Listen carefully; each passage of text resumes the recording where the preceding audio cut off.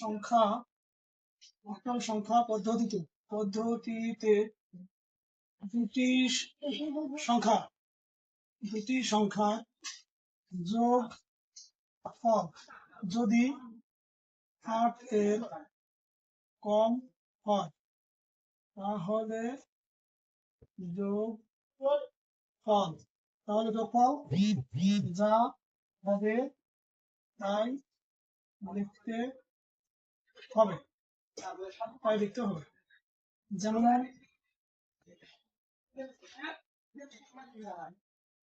Octal পদ্ধতিতে দুটি সংখ্যার যোগফল 4 আর 2 যোগ করলে হচ্ছে 6, 3 যোগ করলে হচ্ছে 6। শর্ত 1 হচ্ছে শর্ত 2 অক্টাল সংখ্যা পদ্ধতিতে দুটি সংখ্যা যোগফল যদি 8 এর সমান হয় তাহলে 0 লিখতে হয় এবং হাতে 1 থাকে। যেমন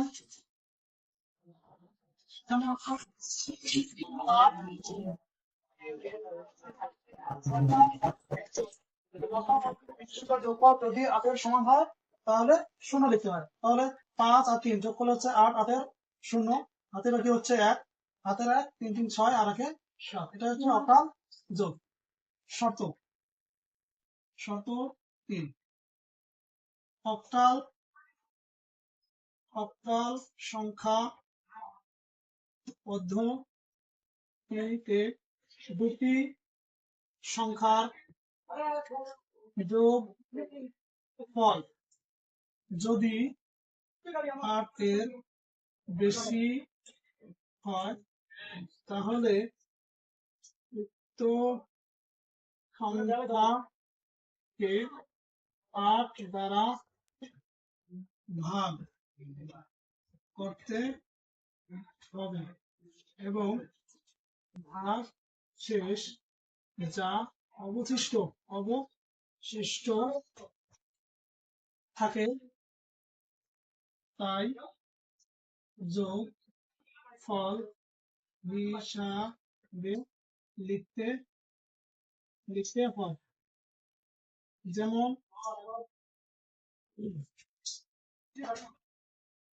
3 5 5 5 অক্টাল পদ্ধতিতে যোগ করি। অক্টাল পদ্ধতিতে দুটি সংখ্যার যোগফল যদি 8 এর বেশি হয় তাহলে উক্ত সংখ্যা থেকে আমরা 8 মাইনাস করি বেস।